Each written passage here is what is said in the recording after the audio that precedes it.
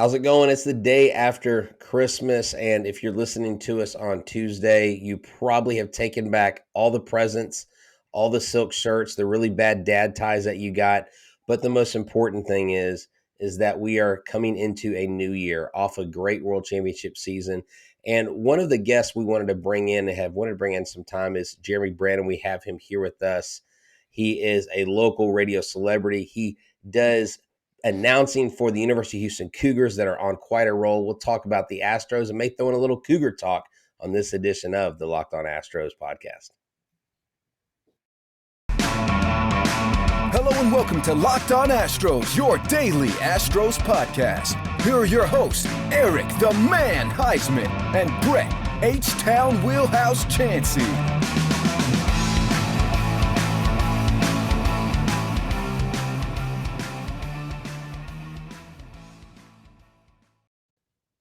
We are Locked On Houston Astros, and we hope that you join us for a daily Locked On Astros podcast. My name is Eric Huysman. Find me on Twitter at Eric Talk Stros. Find the show at Locked On Astros, your team every day.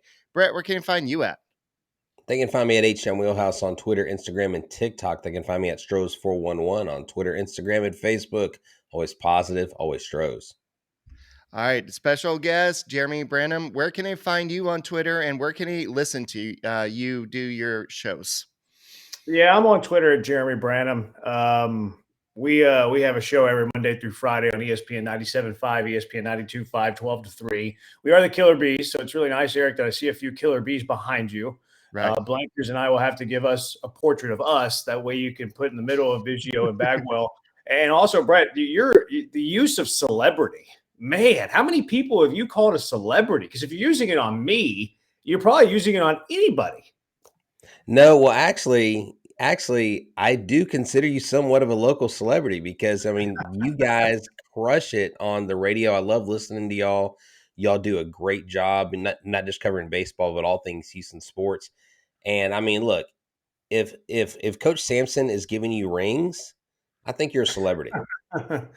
Yeah, Coach is a class act. That's more because he's a class act than me being a celebrity. But I do appreciate the kind words. Thank you for that. I wasn't fishing for a compliment, but thank you. I appreciate it. All right, guys, thank you for making Locked On Astros podcast your first listen every day, whether it's on YouTube. Go and keep on subscribing. Go and give us a big fat like while you're at it. And go and make us your first listen on Apple, Odyssey, Spotify, Google Podcasts, wherever you listen to your podcasts. Check out the Locked On Astros podcast. So, we want to go ahead and just check up on some Astros talk. And I know we're probably going to touch on what the heck is going on with Carlos Correa. Because he was supposed to sign with the Mets, but now there's some talk about maybe that deal may be put on hold because of the injury concerns based on what happened in 2014 and his surgery he had back then. But there's so much to kind of discuss about the Houston Astros. So let's start off with that. Were you surprised, Jeremy, with how good the Astros did this last season, considering the offense was good, but it just wasn't as consistent as it could have been? No, not really. I expected the Astros to be dominant, to be a really good team. There were some questions at the start of the season to kind of answer how dominant. Like, what was Justin Verlander going to be? Nobody had a clue. And nobody had any clue what Justin Verlander was going to do last season. If we would have said it, because a lot of people were actually scoffing at that contract. How could Jim Crane guarantee a 38-year-old coming off Tommy John $50 million, 25-year one mutual vesting option for 25 in year two? So people didn't love that deal. People kind of scoffed at that deal. How can you get $50 million to a guy off TJ that's in his late 30s? So he did the opposite of that. 1.75 ERA, won a Cy Young, was unbelievable. So that was a positive step forward into the overall success of the Astros. The inconsistency of the offense, I thought, was quite honestly a little overrated. Maybe they never, lived up to being the best offense in all of baseball, but they were top 5 in the American League in offense all year. So you combine, top 5 in run production with the best pitching staff in the entire American League, you're going to have a really good team that wins a whole lot of games and has a chance in October. And they did enough, of course, in the playoffs to get it done. Yeah, definitely. And in this last year, you'd probably say Martin Maldonado was a key component of that offense. He did hit a career high 15 home runs. I kind of joke a little bit about that because you've seen the civil war going on Twitter all season about how Maldonado is such a polarizing figure, but he really is the captain of this team. And this team saw injuries that they had to fight through. Lance McCullers came on late, late in the season, and then you had Hunter Brown come up and he made some spot starts. He looked excellent. He had some key playoff moments. And so going into this next season, you now have what I would call an improved lineup. You have Jose Abreu, former MVP, taking over at first base. We've heard nothing about Yuli other than he's changed agents and it's the same agent as Jose Abreu. And I don't know that it necessarily means anything in terms of him signing Right. back with the Astros. And then you have the addition or the re-addition of Michael Brantley, hoping to get, even if you get 80% of Brantley, it's still better. With them addressing those needs going into 2023, what do you think is the most pressing concern? And is that concern, does it have to be met or taken care of before spring training, or is that something they can wait until the trade deadline to do? I think they could be done and be fine. There's still some things that they could do that could make the team better. I was one of the radical people back in late August, early September, saying that the Astros shouldn't sign Justin Verlander. I had kind of the foresight that he was going to want 40 to 45 million dollar deal for multi years, and I didn't think it made sense for a pitcher that certainly he's great, but a team that had other needs. I wanted in the offseason, I wanted a first baseman, I wanted a left field DH that can share left field DH with Jordan Alvarez, and then probably an arm in the bullpen. And the Astros got Abreu, the Astros got Brantley, the Astros got Rafael Montero back. So I'm pleased with what they've done in the offseason. Now, there are holes, and I'm curious what y'all think. The things that stick out to me, I think you're fine at catcher. You mentioned, Brett, about Maldonado, who maybe doesn't put the O in Maldonado, but he brings a lot to the team, and I put a lot of weight in the fact that he can handle the pitching staff, and he had the best catcher ERA in all of baseball. However much you want to value that, I put a pretty good amount of weight on that from a backstop. Where I think that the Astros could add, Dusty Baker loves a loogie. We all know that. He loves a lefty reliever. We could argue about how much that matters in 2023 with the 3-batter minimum. But Dusty Baker seems to think that it matters. And I think it's fine. I wouldn't use it in the 8th inning of a very close game in Game 7 of the World Series. But if you need a lefty to get a dude out in the 6th, okay, fine. So I would be okay with a left-handed reliever. Andrew Chafin's one that I like. I also think that they could sign a utility infielder, and a lot of people want it to be Yuli Gurriel. I would love to have Yuli Gurriel back as a member of the Astros in 2023. I don't think Yuli Gurriel is a utility infielder. Is Yuli Gurriel going to play shortstop for you? I don't think so. Is he going to play much second base for you? He's done it before. Can he do it in his late 30s? I don't think so. Maybe a little bit of third base, of course, a backup at first base, but Jose Abreu is like this Iron Man that doesn't miss a whole lot of days, and then maybe as a backup DH. But you have to take a roster spot for that. So utility infielder, kind of to replace the Ledmus Diaz type. Marwin Gonzalez was a pipe dream of a utility infielder, especially in 2017. Or how about a right-handed bat? How about a right-handed outfielder bat? Like Will Myers just got signed by the Reds. You have 3 left-handed outfielders, right? You have Jordan, you have Michael Brantley, and you have Kyle Tucker. Hopefully Jordan Alvarez still stays healthy all year. He's never been a model of health. And then Michael Brantley. How many games do you want Michael Brantley to play? I don't want him to play like more than 110, 120 because I want to make sure that he's healthy come postseason, come October. So if you had a 5th outfielder who is a right-handed bat like a Will Myers, I think that makes a whole lot of sense because he can play a lot of games in left field or DH whenever there's a lefty on the mound. Well, if you're talking about Michael Brantley, he's going to want to get the most at bats because his contract is really highly centered on that. He wants to get to that 525 so he can get that extra 4 million. But I know that's really up to Dusty Baker. That's really up to his health, and it's up to his playing time. Like, how is he doing? If he's not hitting well, then he's not going to get a lot of playing time. But I think with somebody like Michael Brantley, he's going to get a lot of playing time. He's going to give it every opportunity to get out of the slump, get back into things. But I think that the Astros are probably going to be okay with Yainer Diaz or Corey Lee as the backup catcher. I wouldn't be surprised if we see Corey Lee as the backup catcher to get started, and as the kind of the utility guy right now. I can't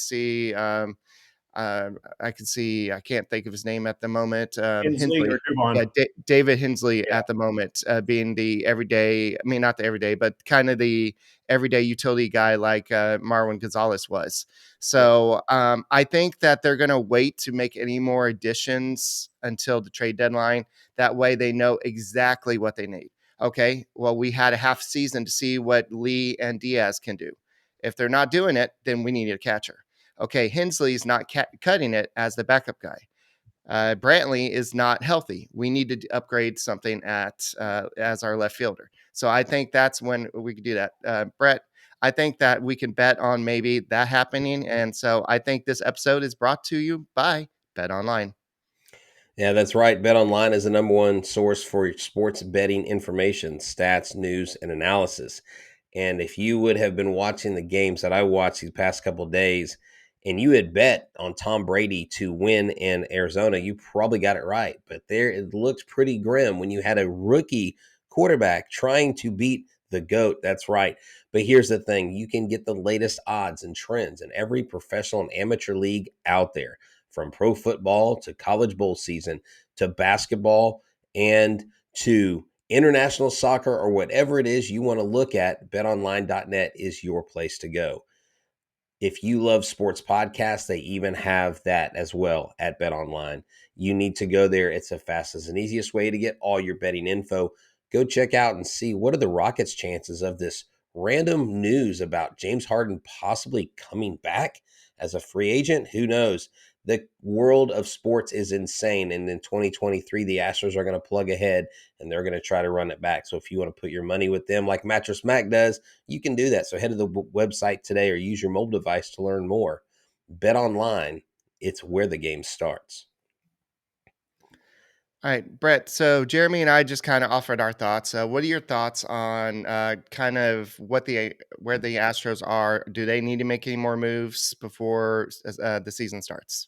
Yeah, not to be, I guess, blasé or not to be like take your points or his points, but I really do think that the Astros, where they stand right now, are fine. I think the improvements they've made are apropos. You take them through the half season. I think David Hensley, you're going to see him step up in a big way. He is your utility guy. The guy can play everywhere. He's basically played everywhere on the field except pitcher and catcher. So you have the confidence in him. You've seen his plate discipline and pressure situations in the playoffs. I think that was key. And so that's something that you don't want to scoff at. But your hope is that everybody's healthy, everything is going great, so you don't have to make too big of moves. I'm afraid that if they do have to make some massive moves at the trade deadline, it's because things have gone wrong and maybe some injuries are happening. And I don't know that that's the situation the Astros need to be in. Do they have to get somebody at the trade deadline? Absolutely not. But could they bolster their lineup? And who would they go out there and get? Who would they trade? Would it be a Jose Urquidy or someone like that? And that is really going to kind of lead us or lead me into Right. asking Jeremy about, our next topic of conversation is where I think they're fine standing pat. I think they could make some key moves, but you've got some young names that are on the cusp of doing great things. We know Hunter Brown is here. We know Hunter Brown, I think, will probably get 20 to 25 starts. You also have Pedro Leon in the wings. You have Diaz and Lee, and I'm hearing that the club really likes Diaz's bat over Lee's. So who's going to win that battle? Justin Dearden. You even have Jolks, who's still here and did not go anywhere. Of these names that the Astros have, which one of these young names do you think is most poised to have a breakout season in 2023? I think the real conversation is probably on who you think is second, because I think the Right. easy answer is Hunter Brown, right? I Hunter was about to Brown's say going that. to have the platform. I believe that the Astros will use Hunter Brown as a starter. Question when it comes to the starting rotations is a 5-man or is it a 6-man? Because you have 6 capable guys. I like the idea of a 6-man because I expect the Astros to be good and be fine in the American League West. And it's a way to keep a lot of arms fresh, whether it's Fromber, Luis Garcia, who had high workloads last year, or Urquidy too, or to keep guys who are hurt in the past, like Lance McCullers, to a quieter workload, or Hunter Brown, who you don't want him to be a rookie and throw 200 innings. So I like the idea of a 6-man. So Hunter Brown's going to get an opportunity. He has the platform. He has the stuff. I think sometimes I've also told people to be a little bit patient on Hunter Brown. Even the very best pitchers, their rookie years, they're going to look really good some starts, and then other starts are going to get shelled because they're learning about big league hitters. So maybe we should temper our expectations on Hunter Brown early. I'm very excited for Hunter Brown in his career. I'm excited to watch him pitch a lot. I'm not expecting him to win a Cy Young in his rookie year. Maybe Rookie of the Year would be a good start for Hunter Brown. I think the conversation begins after that, though, because Diaz and Lee, only one of those guys get an opportunity to have that platform. There's only going to be 2 catchers on this team, more than likely. So it's difficult to pick either one of them because you're not even sure that either one's going to win a job on the big league team. I'm excited about both of them, though. I know neither one really did a whole lot last year. Corey Lee had a little bit more, sample than Diaz did, but neither one had much. Lee is a former first-round pick, highly touted prospect, so I'm excited to see what he can bring to the table. And then Diaz, the question that I have on Diaz is going to be, can he defend enough to what the Astros are looking for to be a catcher? Because I think that's going to define his career, quite honestly. From a bat perspective, from an offensive perspective, he's going to be an above average hitting catcher, maybe even more than that.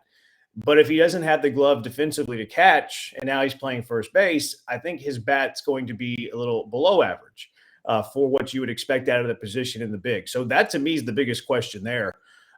Is can Diaz catch enough? And then what else? And then the other 2 outfielders you mentioned with Pedro Leon, extremely excited about his skill set and his tools.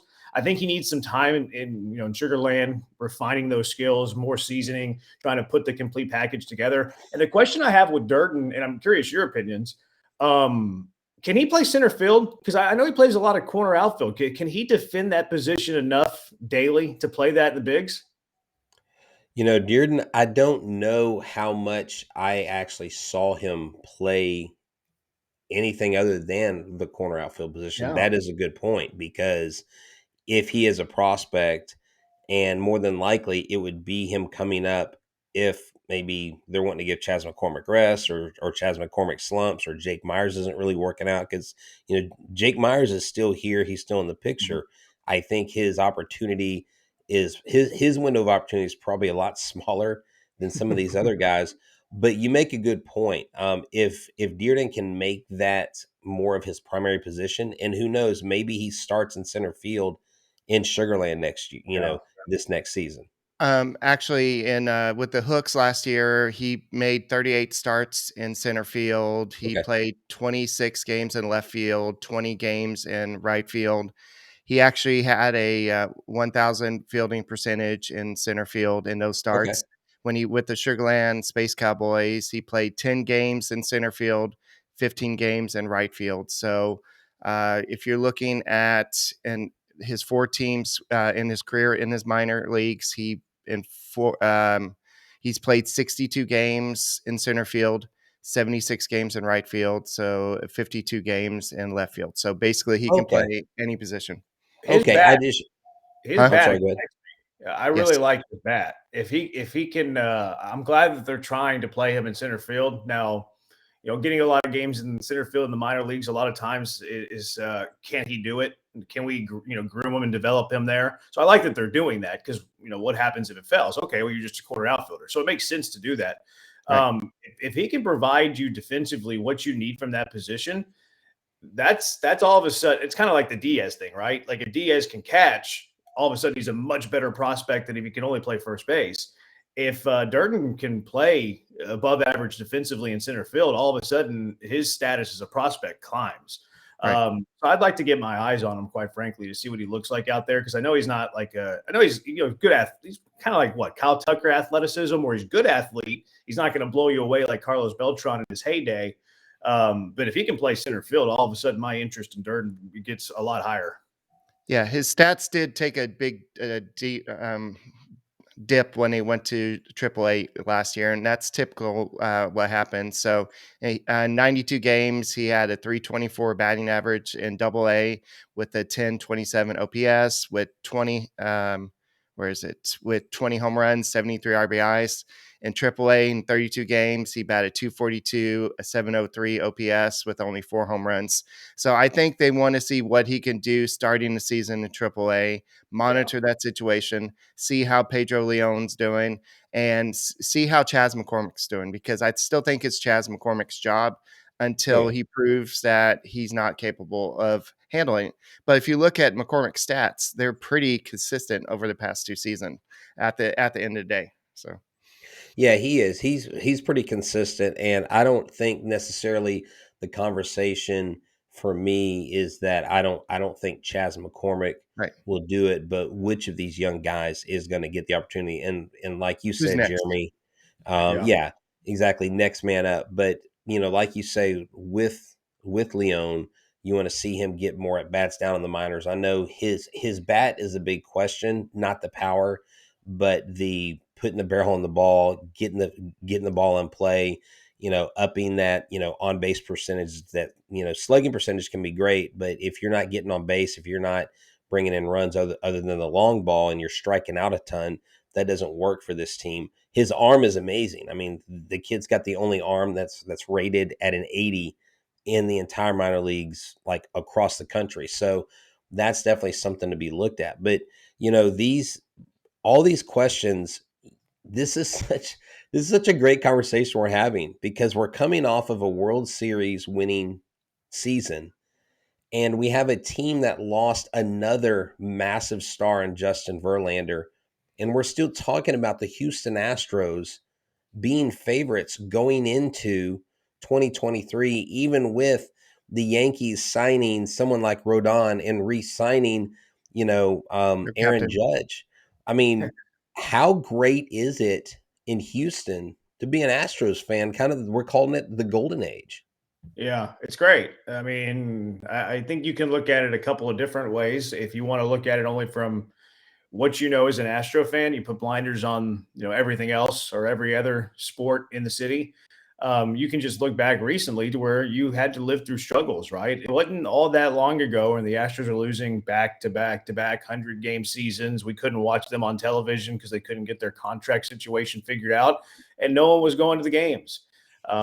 Jeff Luno, who's the architect of all this, came in here and completely changed the direction of the organization. So they went from the dark days, which is a long period. I mean, 9 years without going to the playoffs. And then all of a sudden, you're looking at 2 World Series titles, 6 straight ALCS appearances, 4 World Series appearances in 6 years. I mean, the Astros are a dynasty, which is unbelievable, right? And you kind of get the prisoner of the moment, where you maybe lose sight of that a little bit. You kind of lose sight of the big picture of how it's been in our lifetimes as Astro fans. And there's been some good times, certainly.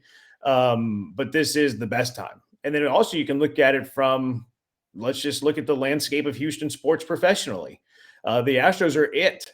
They're it. They're the reason that Houston sports fans get excited, Right. professionally speaking, because I'm wearing my Houston Cougar hat. Of course, Houston Cougars is near and dear to my heart.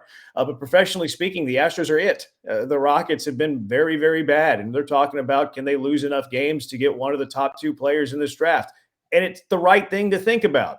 And it's the same thing with the Texans. The Texans are so bad where you're having arguments, is the second win, a bad thing for the organization? And I would argue that it is. So like, that's where we are in the city, and the Astros are, that's, that light for us as sports fans in the city. So I try not to take it for granted. I try to appreciate every second of it, because it's not going to last forever. I think you can have sustained success in baseball. I think, you look around the sport, and you've seen teams that are good year in, year out, in a variety of different ways. Like, you could say, well, the Yankees are good because they spend a lot of money. Yeah, that might be a little bit of an older thought, because they've, used a lot of resources in player development. But look at Tampa Bay. Tampa Bay is good every year. You can't say finances with Tampa Bay. So you can have sustained success in baseball, but at the same time, I'm not gonna take this run for granted that the Astros are on. Yeah, and you can't, as a fan, you can't really take for granted that you signed a player anymore, and it kind of gives you a idea. Well, should you even announce that you've signed a player, or have it leaked out, like the Oh, whole Carlos Correa saga? Like, oh yeah, for 6 days he was a giant, and then he he took a physical, and then the Giants were like, "Oh yeah, we're not happy with this. We don't want to pay for the physical, apparently." And then Steve Cohen's like, "Oh, come over here. We'll pay for that physical. We'll go and pay for another physical. Come over here. We want you with the Mets." And then they're having problems with the physical as well. And apparently it was because of the surgery he had when he hurt his leg back in 2014 when he was playing with the Hooks, I believe. It was a very gruesome injury, and people are just concerned with the long-term effect of that injury. So I don't think if they were trying to sign a 5-year deal, if it was be a big deal, but if it's like a massive 12, 13-year deal, people are a little concerned about that. And I'm sure the fact that Steve Cohen made some comments about, yeah, we want him on the team and all this, I think they're going to work out something. But what are your thoughts about this whole Carlos Correa saga? Yeah, Cohen's probably trying to get the dollar figure down, right? Well, I think that's probably true, but also Carlos Correa has never been this perfect, Iron Man. He's not Cal Ripken, right? I mean, I think you can look back to his Astros days and how many full seasons did Carlos Correa have? Not Right. many. So he's never been somebody who's been an Iron Man. That's part of the reason that I didn't want to sign Carlos Correa to a big long-term extensions, because big long-term extensions usually don't work out for the team, especially players that have had injury concerns. Carlos Correa is one of my favorite players, and I'm also telling you I wouldn't have signed him. So I hate it. I hate that Correa is going through this. Something tells me he's going to be just fine, though. He made $35.1 million this past year. He's still going to get a pretty big contract, so he's going to be okay. So I don't feel too bad for Carlos Correa, but it is strenuous. It is stressful. Um, I'm not privy to the physicals. I'm not privy to like everything that has been seen, but I can understand having concern about Correa. Just look at the course of his career. Hasn't played in a lot of games. That gruesome ankle injury. I believe he had a rod in that ankle too. I believe he's got some metal in that ankle. Some So metal, that's yeah. kind of scary. How's that going to look like in 10 years? If you're signing a dude for a decade, what's that going to look like for 10 years? And then his back issues. I mean, I know that that's not what's being talked about currently, but if I'm evaluating Correa, the player, and I'm evaluating what a 10-year or over 10-year contract looks like for that player, back injuries don't get better whenever you get into your 30s and in your mid 30s and then your late 30s, and this contract goes close to the age of 40. So I'm shocked that teams are still giving contracts this long out to players, and I know they're trying to kind of game the system by giving them this 12, 13, 14-year deal, lower the age. If the dude's a bench player and he's making $26 million from the age of 34 on, it's a lot of money to pay. Maybe they're just, Cohen's got so much money, maybe he would just release the guy and not even bat an eye. But I don't like the Correa's having to go through this, but I can certainly understand it from a team perspective of being spooked by the injury history of Correa and maybe some of the imaging that they're getting on Correa. I was spooked before I even knew the physicals were going to be a concern. Yeah, that it has just been really insane. It's kind of, if you watch social media and follow along, people are like, "What is your favorite Carlos Correa moment as a Giant?" And everybody shows the picture of the Photoshop Giants uniform, and then you know, I had retweeted. I had made like 5 predictions in the off season, like free agents where they would sign. I got one of them right, Michael Brantley. Well, one of them was Carlos Correa going to Baltimore. And someone kind of said, they're like, you know what? You might not be wrong about that Baltimore thing after all. They might end up coming and signing them. It's just, it's insane to me, Jeremy, because you look at the salaries being offered, not just the salaries, but like you said, the length of contract. And we talked about this with David Sampson, who's former president of the Marlins.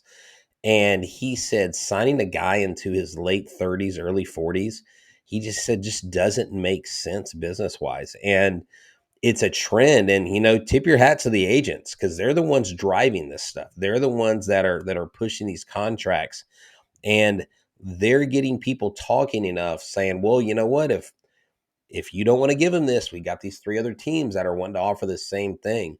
So it will be interesting to see what happens with Carlos Correa. I wonder if it's going to go down to a 5 or 6 year deal versus a 7 to 10 or 13-year deal. Because when you look at the history of 12-year contracts, I believe as of right now, and someone can check me on this, later on. But I believe Jeter and A-Rod are the only two players that signed a 10 to 12 year contract, and after signing that contract in those contract years, actually won a World Series. I mean, the number of I guess the returns you get on these contracts just isn't there. I like what the Astros are doing. I like what Jim Crane has done. And from your perspective, has Jim Crane spent enough for the Houston Astros? I think he's done a great job. Yeah, that's a question that people like to talk about a lot because everybody wants their owner to spend all the money in the world. I think Crane's done an incredible job for the organization, and if you compare him to the latest Houston Astro owner, how can you dislike anything Right. that Jim Crane has done? I think it's fair for the fans to want Crane to spend up to the competitive balance tax. Crane has mentioned how they're willing to go there. He said that they're willing to go above it. Look, okay, like I'll compromise with you. You don't have to go above it, but go to it. And Crane, every year that the Astros have been competitive, is at the competitive balance tax. He went over it once. I know this year that you guys can check me on the numbers. I think they still have like $20 million under the I think it's competitive 20. balance tax. Yeah. I don't mind going into opening day with $20 million to room to roam, so to speak. Because like Eric, you mentioned a little bit earlier, which I think is the likely thing that the Astros would do, that their offseason is for the most part done. Evaluate the first 90 games of the season and then or 80 games of the season, whatever it is, and you get to that trade deadline and you're like, okay, how can we help this team now?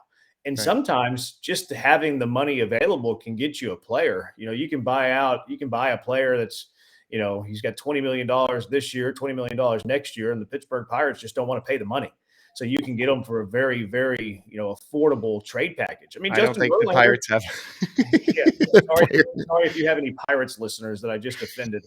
I apologize for that. But even like the Verlander trade, right? The Yeah. Astros got a little bit lesser of a trade package because they absorbed a big chunk of that contract. So having money to operate with is important.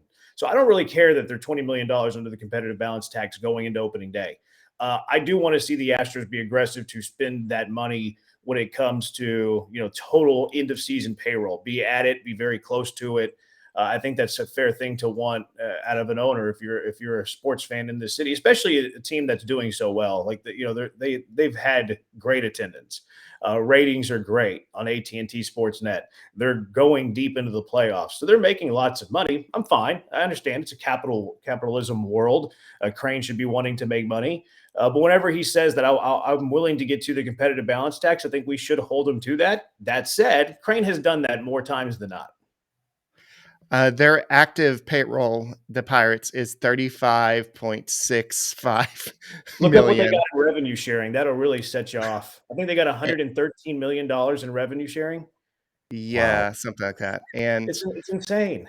yeah, and their highest paid player is Cabrian Hayes, who's getting $10 million. Charlie Wow. Hayes' son, former Astro Yeah. legend. Yeah, I know. Yeah, for real.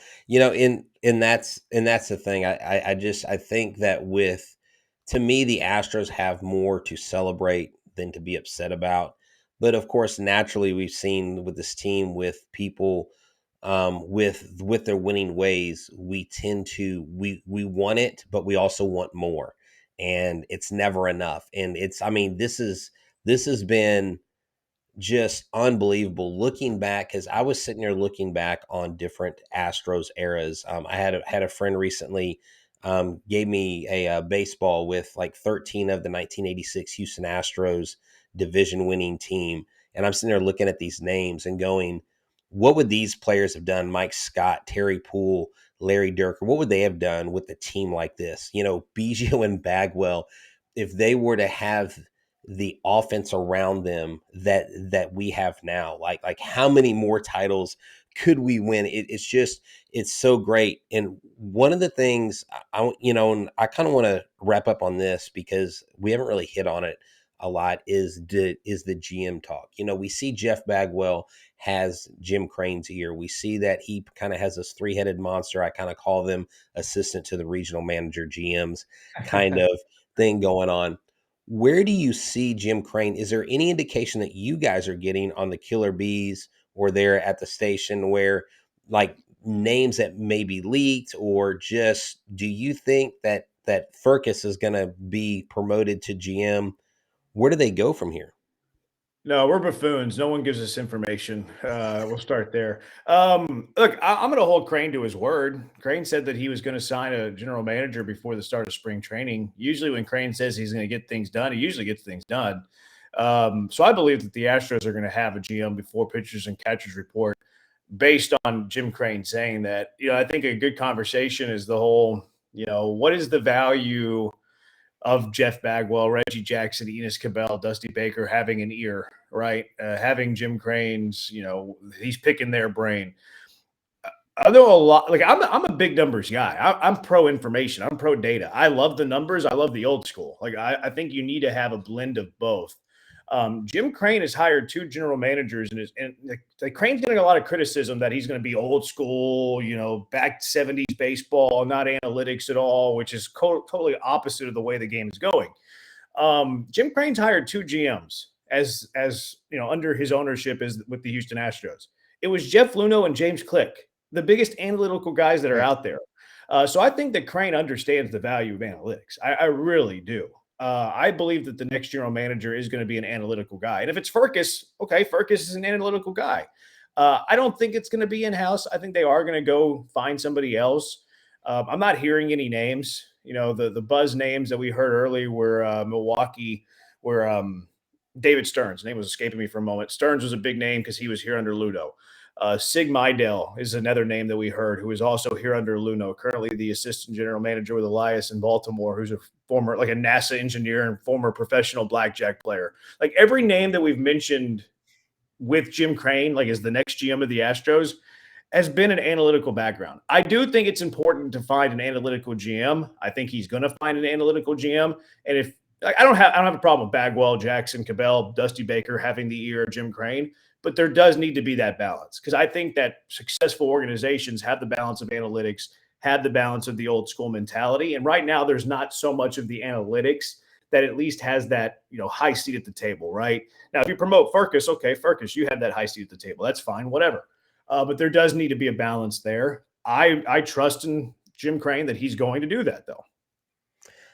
I like that approach, and I think whoever Jim Crane gets is going to be the right guy because, like you said, he hasn't steered wrong in this. He's hired the right people, and just I just want to close things out. Jeremy, thank you so much for joining us. We didn't get to some U of H Cougar talk, but let's have you on again sometime, Be and happy to do it. let's just talk just Houston sports in general. Tell the people like where your show is, where they can find you on Twitter, what time they can listen to you. You can find me at Jeremy Branham, but please don't tweet me, especially when I'm out on vacation. You can listen to me, though, ESPN 97.5, ESPN 92.5, noon to 3, Killer Bees, Joel Blank, Jeremy Branham. Love to have you. We talk a lot of Astros baseball. I think we do it about as good as anybody else, except, at least on the terrestrial radio, right? Can never match what you can find out there wherever you get your podcast.